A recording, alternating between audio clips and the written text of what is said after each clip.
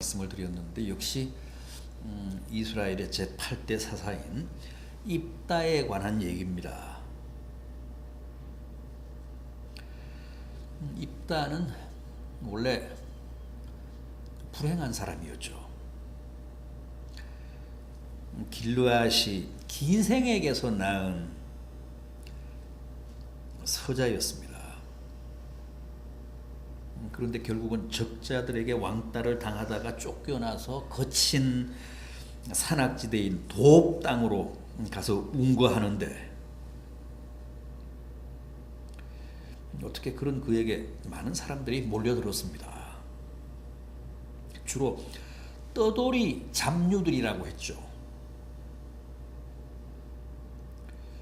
어쨌든 그런 사람들이 그에게 많이 모여들어서 자연스럽게 일종의 민병대가 형성이 된 겁니다. 군대가 만들어진 겁니다. 그런데 어느 날 이스라엘 장로들이 그를 찾아와서 도움을 청합니다. 암몬 자손이 지금 우리를 위협하고 또 치려고 하니까 당신이 우리의 장관이 되어 그 적들을 제압하고 막아달라는 겁니다. 입다가 뭐라고 했습니까? 이 11장 7절을 다시 한번 보십시오. 이 사사기 11장 7절입니다. 입다가 길르앗 장로들에게 이르되 너희가 전에 나를 미워하여 내 아버지 집에서 쫓아내지 아니하였느냐? 이제 너희가 환난을 당하였다고 어찌하여 내게 왔느냐? 이어지는 8절입니다. 그러므로 길르앗 장로들이 입다에게 이르되 이제 우리가 당신을 찾아온 것은 우리와 함께 가서 암몬 자손과 싸우게 하려 함이니 그리하면 당신이 우리 길르앗 모든 주민의 머리가 되리라. 10절 이하입니다. 10절 이하. 길르앗 장로들이 입다에게 이르되 여호와는 우리 사이의 증인이시니 당신의 말대로 우리가 그렇게 행하리이다 하니라. 이에 입다가 길르앗 장로들과 함께 가니 백성이 그를 자기들의 머리와 장관을 삼은지라. 입다가 미스바에서 자기의 말을 다 여호와 앞에 아뢰니라.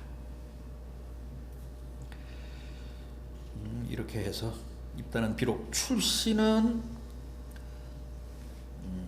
불행했습니다만 결국은 이스라엘의 사사가 되고 장관이 되어 군대를 지휘하면서 위기에 처한 이스라엘을 구하는 일에 큰 지도력을 발휘하게 된 겁니다. 그런데 지난 시간에 말씀드렸죠. 그것은 결코 우연이 아니라고 했습니다. 그것은 그의 남다른 믿음과 기도의 결과라고 했습니다. 9절 하반절을 보면 이런 말씀이 나옵니다. 이 11장 9절 하반절을 보면 이런 말씀 나옵니다. 여호와께서 그들을 내게 넘겨주시면 내가 과연 너희의 머리가 되겠느냐? 이것은 그가 하나님이 암몬 자손을 반드시 자기 손에 넘겨주사 그들을 물리치게 될 것이라는 사실을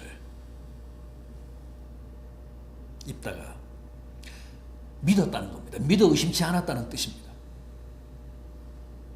내가 그들을 하나님의 도우심으로 하나님의 역사로 물리치고 적들을 제압하면 너희가 나를 찾아와서 약속한 모든 것들을 그대로 이행하겠느냐 그런 뜻입니다.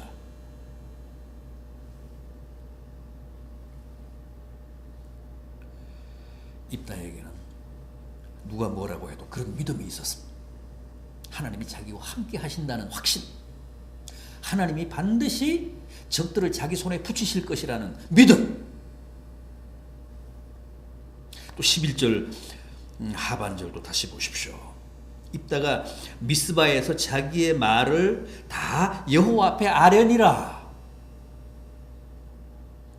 입다는 외로웠지만 고독했지만 억울했지만 늘 자기의 모든 사정과 형편을 여호와께 고하며 산 사람입니다. 기도의 사람이었다는 거죠. 그래서 그런 입다에게 하나님이 사람들을 많이 붙여주셨고 또 이런 기회를 베푸신 겁니다.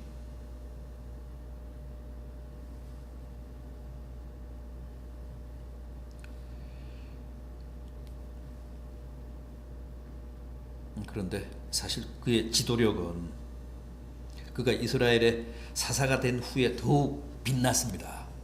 더욱 돋보였습니다. 우리는 그가 이제 이스라엘 군대 장관이 되고 최고 지도자인 사사가 됐으니까 당장이라도 군대를 이끌고 나가서 암몬과 결전을 벌이겠구나 그렇게 생각하기 쉬운데 그는 그렇게 하지 않았습니다.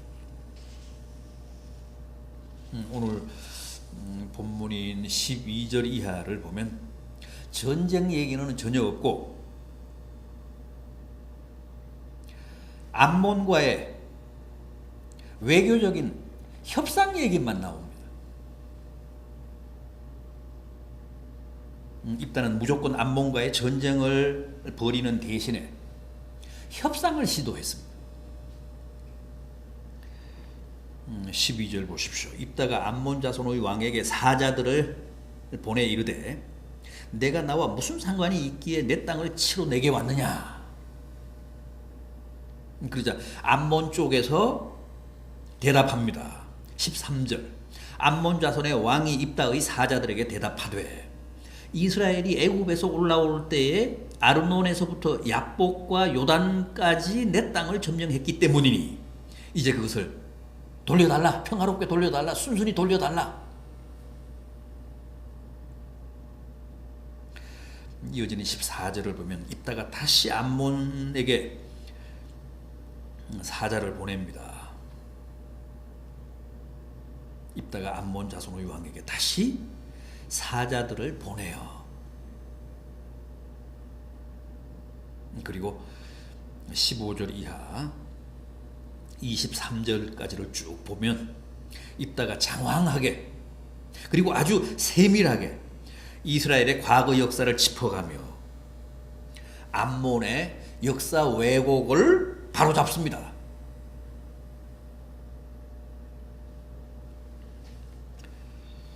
암몬의 논리는 뭐냐 하면 지금 이스라엘 너희가 우리 땅을 부당하게 실효 지배를 하고 있다는 거예요.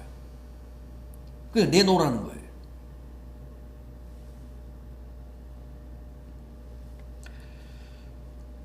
순순히 돌려주던가 평화롭게 우리에게 우리의 땅을 돌려주던가 아니면 전쟁을 통해 우리가 너희에게서 그 땅을 다시 찾아오던가 그 일밖에 없다는 거죠. 그런데 입다는 너희가 뭔가 지금 잘못 알고 있다는 겁니다. 과거 우리 조상들이 이 가나안에 들어올 때 지름길이라 너희의 땅을 좀 너희의 길을 좀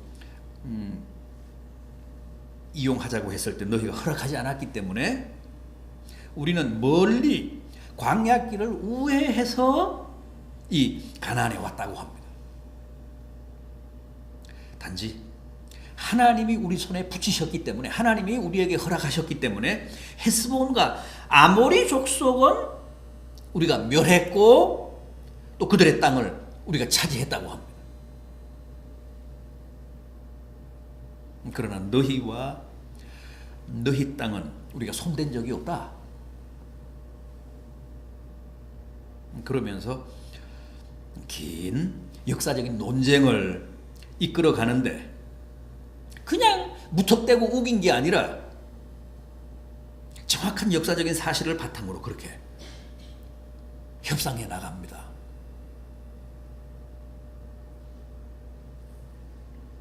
그렇게 암몬을 설득합니다.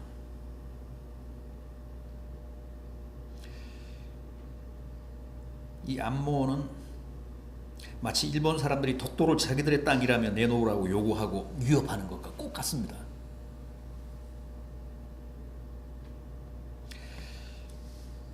그런데 보시는 대로 입다는 억지를 쓰며 일방적으로 우기기보다 역사적 사실을 근거로 인내심을 가지고 그들을 설득하는데 결국은 그게 통하지 않습니다. 상대는 무턱대고 지금 이스라엘이 지배하고 있는 땅이 자기들 거라는 거예요. 옛날 자기들 것이었다는 거죠.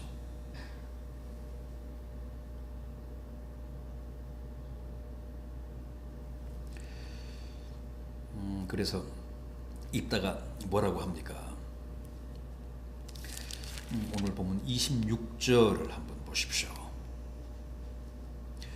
이스라엘이 헤스본과 그 마을들과 아로엘과 그 마을들과 아르논 강가에 있는 모든 성읍에 거주한 지 300년이거늘 그동안에 너희가 어찌하여 도로 찾지 아니하였느냐? 이건 무슨 얘기냐 하면, 그래, 지금 우리가 차지하고 있는 헤스본과 아모리 족속의 마을들이 전에는 너희의 땅이었다고 치자. 그럼 지난 300년 동안은 가만히 있다가 이제 와서 왜 내놓으라고 하느냐?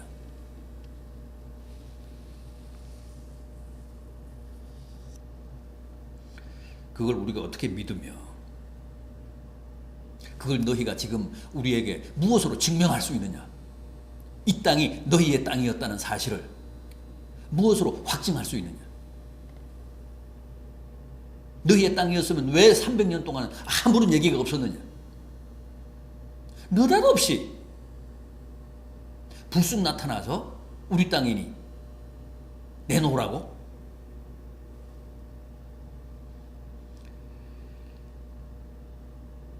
그러면서 이 땅은 누가 뭐라고 해도 하나님이 우리에게 주신 가나안이기 때문에 절대 내줄 수 없다고 합니다.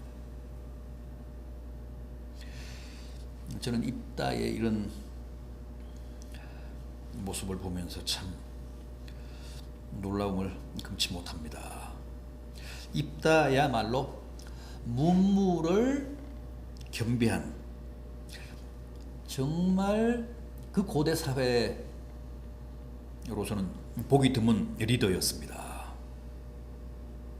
그는 전쟁에 능한 큰 용사였을 뿐만 아니라 또 탁월한 설득력을 가진 대단한 협상력을 구사할 줄 알았던 지도자였습니다. 요즘도 마찬가지입니다.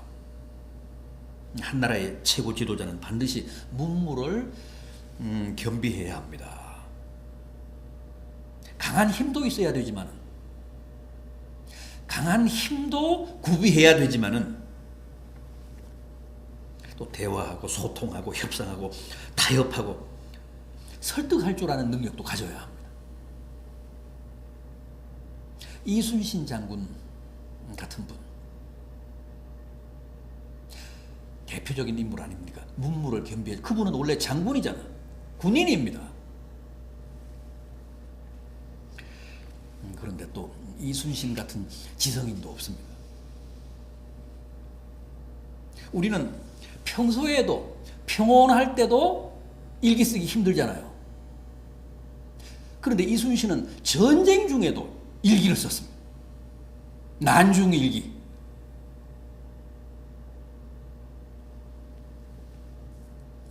다윗도 보십시오. 다윗도 무인이잖아요. 장군입니다. 군인입니다. 무수한 전쟁을 치른 사람입니다. 그런데 또 얼마나 많은 시를 쓰고 노래를 만들었습니까?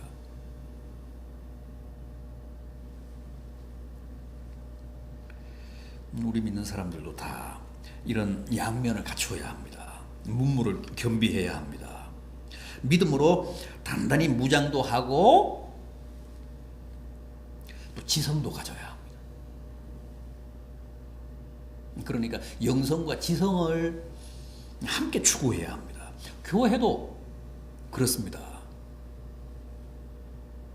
정말 전투적인 영성, 불같이 뜨거운 신앙적인 호전성도 있어야 되지만 그것만으로는 안 됩니다. 교회도 합리적인 설득력을 가져야 합니다. 지성도 가져야 합니다. 억지나 터무니없는 비상식을 믿음의 이름으로, 성령의 이름으로 정당화하려고 하면 안 됩니다.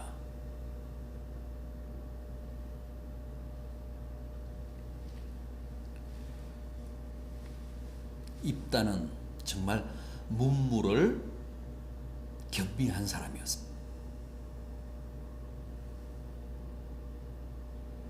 뿐만 아니라 입다는 누구보다도 역사의식에 투철한 사람이었습니다.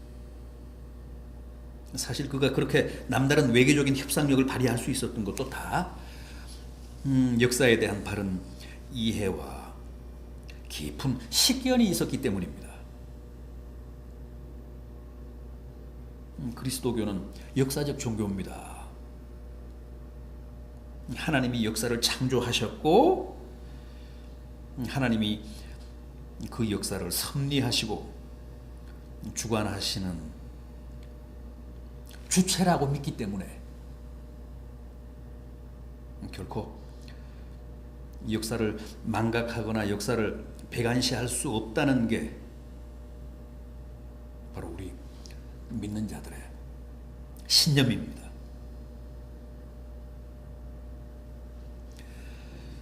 입다 보십시오. 그는 믿음의 눈으로 현실과 미래를 전망하면서 하나님이 우리와 함께 하시고 하나님이 우리에게 허락하시면 승리는 반드시 우리의 것이 된다고 확신했습니다. 이게 바로 제대로 된 역사의식입니다. 내가 열심히 적과 싸우고 내가 열심히 뛰고 내가 애쓰면서 내 삶을 개척하면 미래는 내 것이다. 그건 착각입니다. 그건 세상 사람들이 가지는 신념입니다.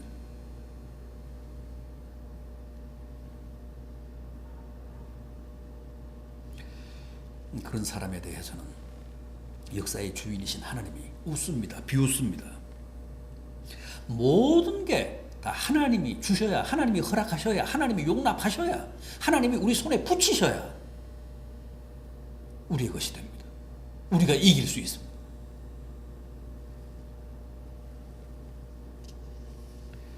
생각해 보십시오. 역사에는 변수가 얼마나 많습니까? 따라서 내가 아니라 하나님이 세우시고 하나님이 지키셔야 내 인생이, 내 삶이, 내 생애가 안전하다는 겁니다. 무엇이든 역사의 주인이신 하나님이 하셔야 내 수고와 내 노고가 헛되지 않다는 겁니다. 이게 참되고 진정한 역사의식입니다. 적어도 입다는 그런 역사의식에 투철한 사람이었다는 거죠.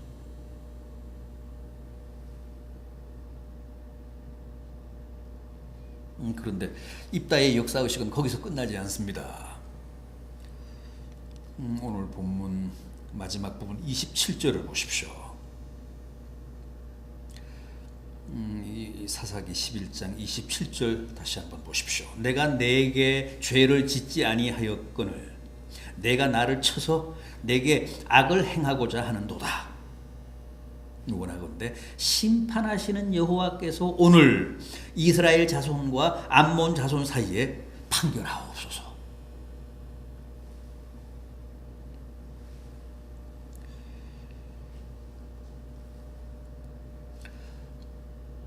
심판하시는 여호와께서 오늘 이스라엘 자손과 암몬 자손 사이에서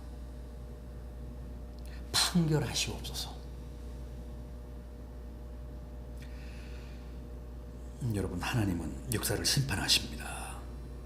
이스라엘도 심판하시고 암몬 자손도 심판하십니다.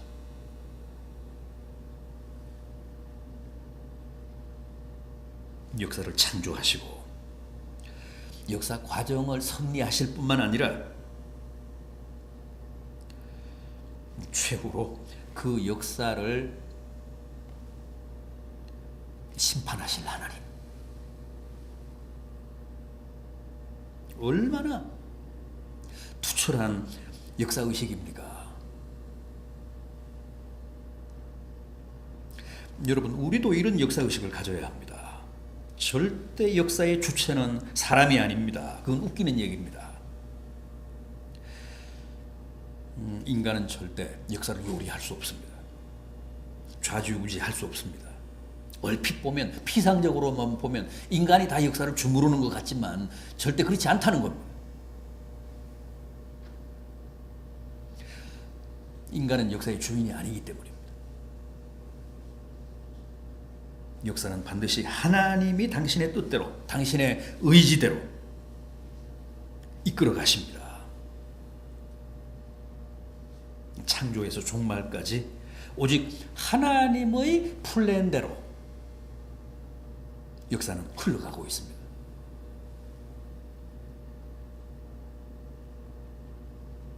밝은 미래, 성공적인 미래는 반드시 하나님이 허락하셔야 비로소 내 것이 됩니다. 그리고 하나님은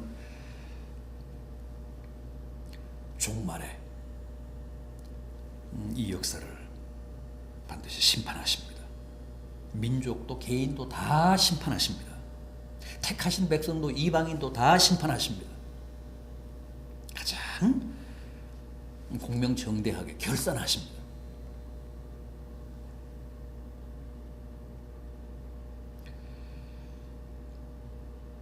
입다는 그렇게 믿었습니다. 그런 확신을 가지고 있었습니다.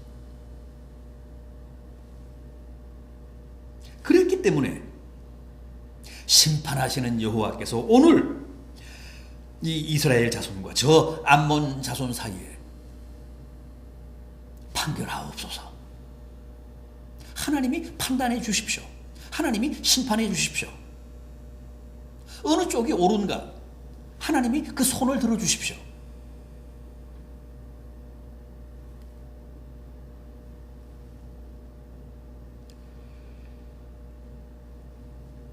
우리도 모두 입다처럼 이런 역사의식을 가지고 살아야 합니다. 이런 역사의식에 투철해야 합니다. 그래야 입다처럼 우리도 하나님이 주시는 승리를 누릴 수 있습니다. 하나님이 베푸시는 은혜와 축복을 향유할 수 있습니다. 믿음으로 입다와 같은 역사의식으로 늘 승리하시는 복된 성도들 되시기를 진심으로 기원합니다.